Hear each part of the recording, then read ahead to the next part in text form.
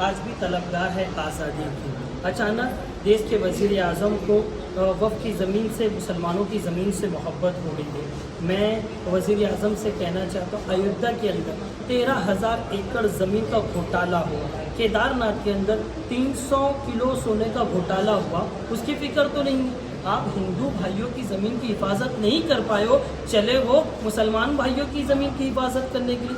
ज़मीन की आपको इतनी फिक्र है तो सबसे पहले 40,000 कश्मीर पंडितों की ज़मीन दिलाओ। आज वो बेघर है। ज़मीन की बात आ गई तो चाइना हमारी सदों में घुस चुका है। उस ज़मीन का कब हिसाब होगा? पहले इन तमाम ज़मीन का हिसाब दो, कश्मीर पंडितों को ज़मीन का हिसाब दो, फिर उसके बाद हमारी ज़मीन बताओ। थैंक यू, शुक्रिया। माइंड से नहीं लग किया जाता, वो प्रोसेस और वो आंदोलन कामयाब नहीं होता। और ये एक आंदोलन है, इसलिए कि अगर ये आंदोलन नहीं होता तो ये कानून पार्लियामेंट में पास ही नहीं हो पाता।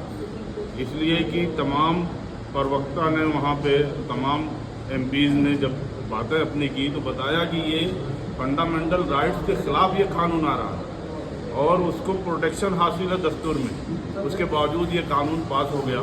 इसका मतलब ये है कि आंदोलन ही करना पड़ेगा, उसका और कोई रास्ता नहीं है।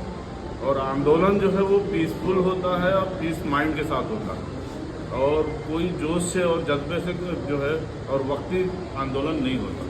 इसलिए मैंने कहा कि इसको लंबी लड़ाई लड़नी पड़ेगी। कानून आने से पहले ही सरकार के तरफ से जो दरगाह वगैरह है इसके ऊपर बुलडोजर चलाने के लिए किया गया। 2 दिन पहले नासिक में भी एक हिंसा हुआ और फडणवीस सरकार से 2 दिन पहले ये भी एक डिक्लेयर हुआ है कि बालेशाह पीर एक मज़ार है जो बॉम्बे में, वो भी 10 मई तक का वो नोटिस दिया, इंटीमेशन नोटिस। तो इसके बारे में आप क्या कहना चाहेंगे?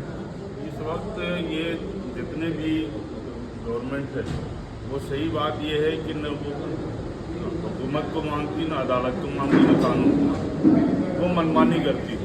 इसलिए कि सुप्रीम कोर्ट का ये आर्डर था कि जब तक कि कोर्ट उसको न डिक्लेयर करे कि इलीगल है, उस वक्त तक उस पर कोई कार्रवाई नहीं की जा सकती।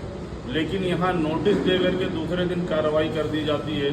और सुप्रीम कोर्ट ने तो आपके हाई कोर्ट पर नासिक वाले मामले में भी टिप्पणी की है और उसको फटकार लगाई है कि इतने दिन अपने इस चीज़ को रोका क्या। इसका मतलब ये है कि हुकूमत जो है ना अदालत का इंतज़ार करती है, उसका जो मन है वो मनमानी करती है, बुलडोज़र बाबा बुलडोज़र चलाते हैं।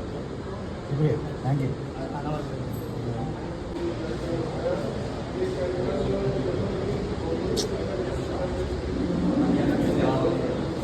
दिन जो थे बुजुर्ग लोगों ने गोरे अंग्रेजों के साथ